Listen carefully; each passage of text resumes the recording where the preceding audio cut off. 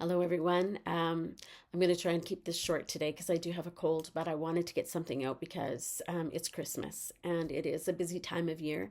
And I did talk about how we were going to be talking last week. I talked about how we were going to be bringing some of these things up and discussing some issues that make Christmas a little tense.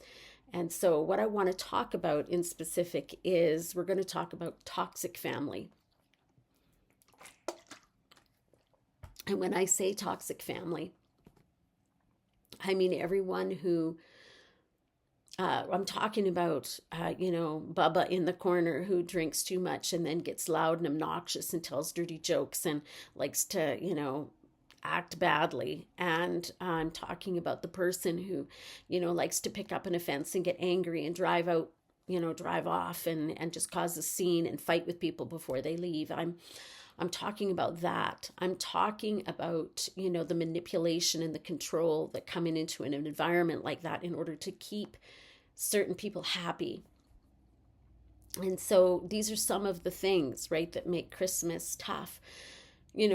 Talking about that person who inevitably, always seems to come in late. Like if you tell them that supper is going to be at 5 and they show up at 5:30 or 6 or 6:30 or maybe even later. I've had these conversations with people. And so these are some of the things that I'm just going to lightly touch on today. And so I can give you examples of this. And I think, one of the things for myself, right, like, because we've had these people in our family dinners as well.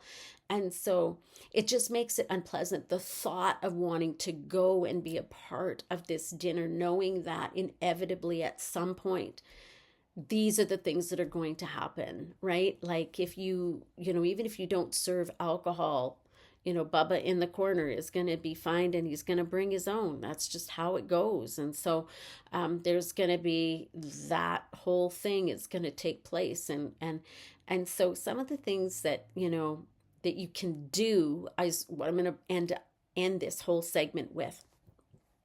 So boundaries, toxic family and boundaries. Boundaries are important for us to have. For those of you who grew up in an environment where that was eroded as a child, where your ability to say no and your ability to say yes and your ability to be heard was eroded to the point that you still as an adult do not feel like you have the right and the ability to come forward and say, no, I don't want to participate in that. When you feel the need to give in because you've been guilted or slighted or you've been mocked or whatever, and you don't have the right and you don't have the ability to say, I don't want to participate in this, I don't want to do this thing. So that causes a lot of concern when it comes to the person who drinks too much, or the person that comes in and inevitably at some point during the evening they get offended and then they race off in their vehicle and they drive off and come back and then cause more chaos when they get back. And it causes tension and it causes stress. It wouldn't have to be there otherwise. And so I want to say, use an example, right? When my youngest son or my oldest son was young, he was under 5 at the time. My first husband and I had just decided, we were tired of doing this game. And because it was every gathering, it wasn't just Christmas, it was every gathering, every time we came together. This person, I don't know if they thought of an offense that they could bring up when they came in, or an illness or whatever, but they came with something, always something that they could be upset about. And then they would get in their vehicle and they would drive off, and then they would come back, and inevitably it would usually be after supper was supposed to have started, and then we'd be waiting for them because we didn't want to make them mad. They were already mad. But you have these events and these things that take place, and I remember sitting down and just talking and going, okay, we need a plan. And so we put some boundaries up and we put some boundaries around this, and we said, okay, so I don't know what time it's going to happen. I don't know when the explosion is going to happen. What we knew from previous get-togethers is that it would inevitably happen at some point. And so we had to make a decision. And so we just decided that when the blow up happened, when the anger started, when the name calling started, when the bad attitude started, we were just going to retreat to the basement with our son, and we were going to just play in the basement with him. And we did. And I can't say that it went super well. The explosion happened. We could feel the tension rising. We could hear the comments starting to come, and we just said, okay, let's go take the kid downstairs and we'll play with him. And so we did. And that shifted the future gatherings that we had for us, because we put a boundary in place and we said, we are not going to participate in this. If you want to act that way, you're an adult. You have every right to act however you want to act. You can ruin other people's Christmases, but you're not going to ruin ours, because we have chosen not to be involved. We've chosen to step back, and we've chosen to allow you to do what you feel like you need to do, but we're not being involved. And so we did that, and it just went exactly as we thought it was going to go. And they did get angry, and they got in their vehicle and they raced off for a while, and then a couple of hours later they came back, and then there was all of the apologies of everybody trying to make that person feel better and trying to make them feel like they were appreciated and loved. I'm so glad you didn't hurt yourself. And we just didn't engage. There was no conversation from us regarding any of this, because this is something that had happened continually through the years. And so we just got to the place that in that day it shifted everything. And so there was conversation that we had to have with a few people afterward as to why we acted the way we did, because the expectation was that we were all going to, because what had happened in the past is that we all jumped on board and tried to calm this person down, not to wreck Christmas for everybody. And I just was like, I can't do it anymore. And so those boundaries shifted things. And so it did begin to taper that aspect of the toxicity down. And so that's one way, boundaries, right? So you have to have boundaries when you go into these environments, right? If you've got Uncle Bobo in the corner and they drink too much, and then they get loud and they get obnoxious and maybe a little too handsy, and maybe you don't trust him because when you were a kid there was things that Uncle Bobo did when he was drunk that he shouldn't have done. Boundaries. You have to have boundaries when you go into these events. And so figure out what those things are going to be. Talk to your spouse or talk to a family member and say, if this is going to happen, if this begins to happen, when this begins to happen, I am going to leave. I am going to separate myself from the crowd. I'm going to go to my room. I'm going to, go for a walk. I'm going to go sledding with the kids. I'm going to go read a book or go pray or do something. But if this starts to happen, I'm removing myself from that situation, and then do it when it starts to happen, just because there's no surprises. There's nothing like that, but you're just following through on what you said you were going to do, because you need to protect yourself at times like this. Your mental health doesn't need to pay the price for the next months because you couldn't stand up at this time and say what needed to be said, because you allowed yourself to stay in a situation that just got really uncomfortable. And so and that tension that you feel in the room. So boundaries is number one. You need to have a boundary to be able to say, if this happens or when this happens, understand this is what I'm going to do, and then do it. And if you have to have a code word or a code phrase with your spouse, do that, right? It's important that your children, if you have children, or that you yourself don't feel like you need to be the mat anymore that everybody wipes their shoes on, right? Like you don't need to be in that, and you don't need you just as they have the right to say and do what they want to say and do, you too have the right to be able to take care of yourself and your family. So if it gets bad, it's like, if it gets bad, this is what I'm doing. We are going to leave. We're going to take our gifts. We're going to put them in the vehicle. We're not going to fight. We're not going to argue. We're not going to yell. We're not going to scream. We're just going to pack up and we're going to go home. And then do that. So these are some of the things, right, that we face during this season, right? I think, boundaries are always good and they're always helpful. So try to figure out some boundaries that you might need to put in place for uncomfortable situations that you might find yourself in. Now, I know that some people have said to me, that's easy for you to say, but I have a mother who is 82 years old or 84 years old or 90 years old, and she can be very demanding and she can be very manipulative. And so when we are together, she's never happy with the gift that I bought or the things that are going on, or like, if somebody else is doing something in the kitchen, it's never good enough. Well, again, boundaries, it's like, okay, you can't do this whole dinner by yourself anymore, Mom. You're aged. You have the conversation. And then you just everybody has a task to do, and you do the task. And if she's not happy and she's going to complain, you do not need to respond. You don't need to be involved in that conversation. And so these are just some of the things, right? And so toxicity, family toxicity, it comes in all shapes and sizes and forms, right?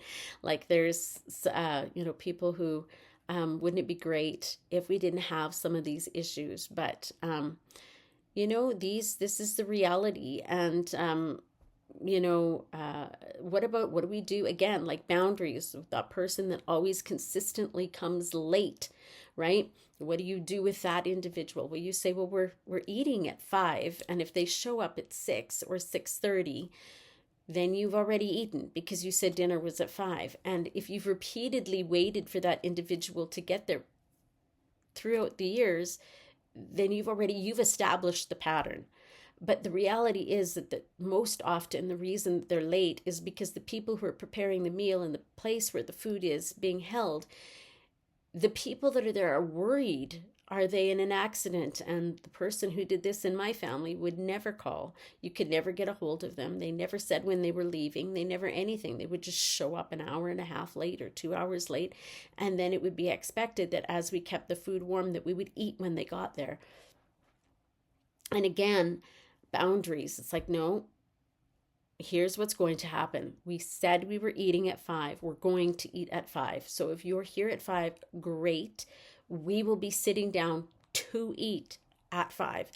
And when we did that and they showed up an hour later and we were done and we were sitting around the table and talking, they walked in the door and they were shocked because we had eaten, and they said, well, we've brought dessert. And we were like, well, okay, great. We can eat dessert because we've already eaten. The food is in the kitchen. You can make yourself a plate and warm it up in the microwave. And you just put that boundary out there, and this is the boundary. If you cross the boundary, or if you don't, then it's not a manipulation tactic. But why does everybody need to wait for that person who repeatedly does the same thing in order to get the attention or hold up the process?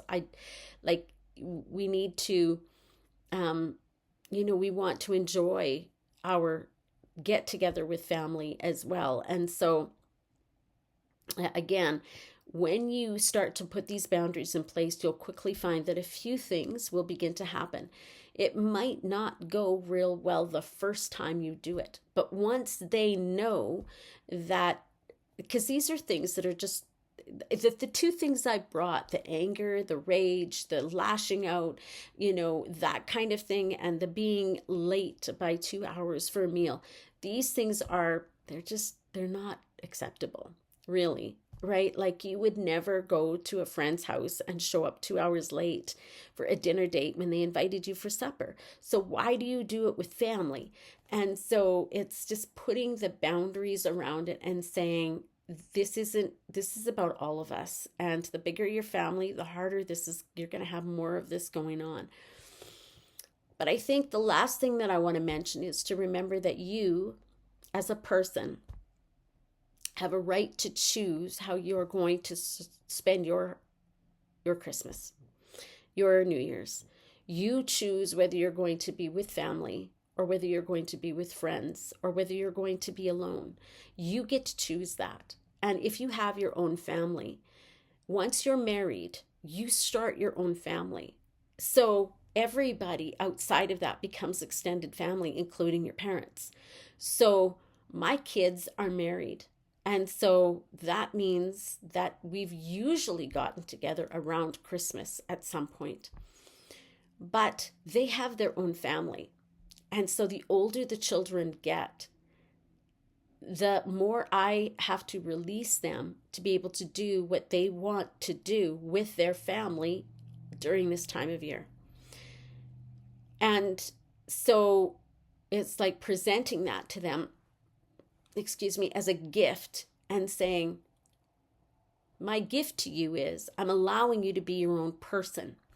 And sometimes that's not going to happen with your family. Your parents aren't going to necessarily say, I gift you with the ability to be your own family and to do what's best for your family. That if you decide that you want to go to Florida for Christmas, we release you and bless you to do that. We'll stay here and we'll celebrate sometime when you get home. These are all things, right? So to begin to find your place as an adult, putting those boundaries in place and realizing that you are your own individual person. So if you are in an environment, especially and in family with, intimate physical touching that's inappropriate among minors and adults, that can be something that can really stretch the person who's been harmed in the past as a child. And so having to sit across the table from somebody who has done something to you makes the whole thing very uncomfortable.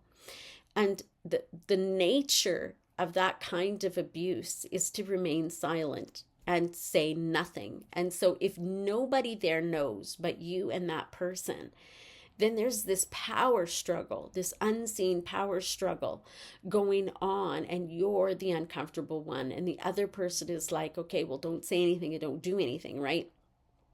And so there's still that manipulation that happened from so many years ago. That's extremely uncomfortable.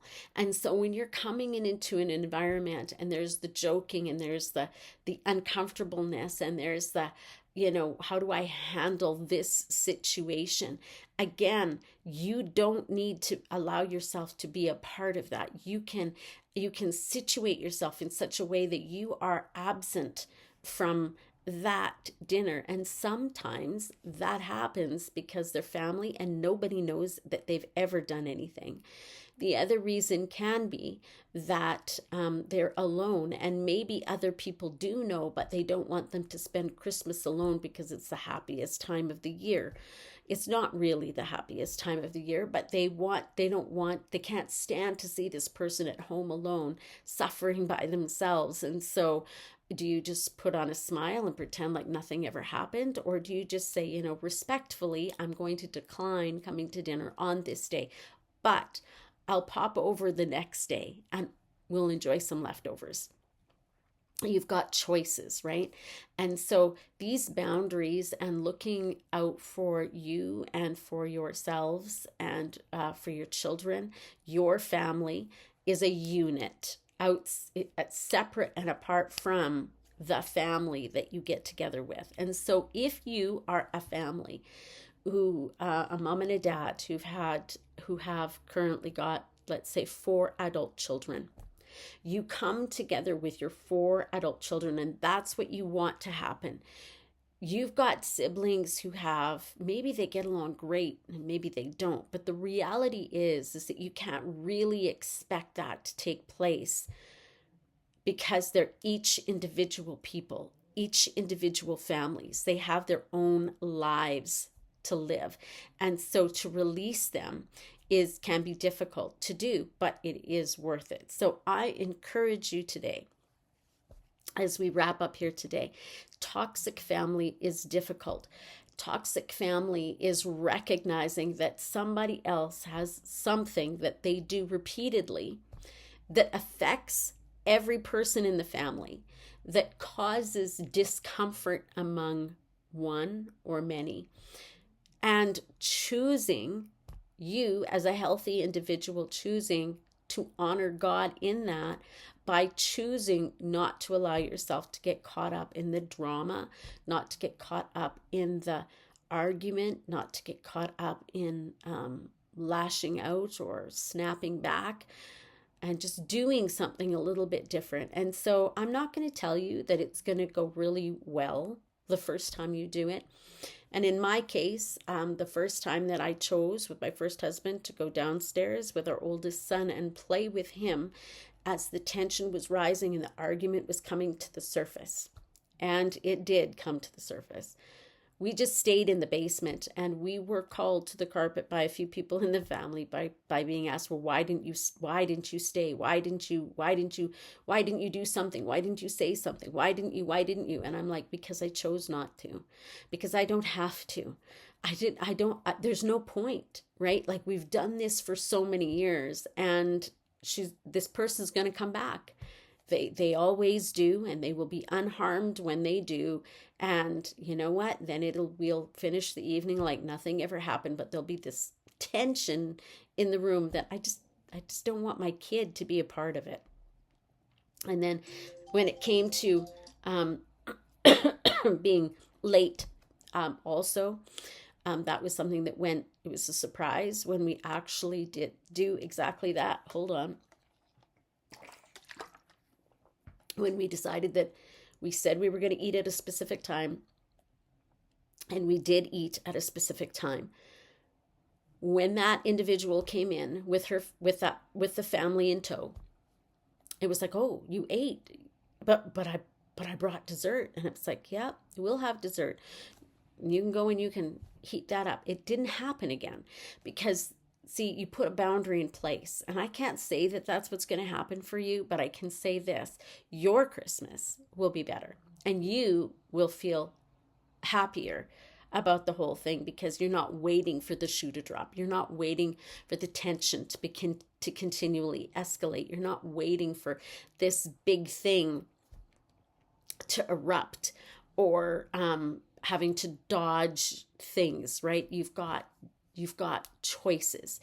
And another thing that you can do is and I tell people this all the time, is like, if you are married, you have a code word, or you have a code phrase that you're going to say when you recognize that things are about to fall off the rails, and you just say your word, and then you just pack up and you go, well, we have to go now, and we're going to take the kids sledding, or whatever we're going to do, and you just go and you do that thing, and remove yourself from the situation. So there are ways that don't involve arguing, that don't involve the tension or putting up with bad behavior from other people, that you can do in order to have a happier Christmas, a happier holiday season. And so again, I just want to encourage you that as adults, you have your own family, and you get to make decisions for you and your family. And if that means that you're going to come on a different day to see some of the family, then that's what that means. So there is no obligation, to put yourself in harm's way for the sake of a festive season. So I just want to bless you all today and say thank you for listening. Thank you for putting up with my raspy voice. I encourage you to just continue to seek the Lord and pray. We'll be talking next week. I'm not sure exactly about what, but we will be talking about something else. And then on the 20th, I hope to have a guest on that's going to be talking about another reason why Christmas isn't always the happiest time of year. And so thank you so much for joining me today, and we will see you next week.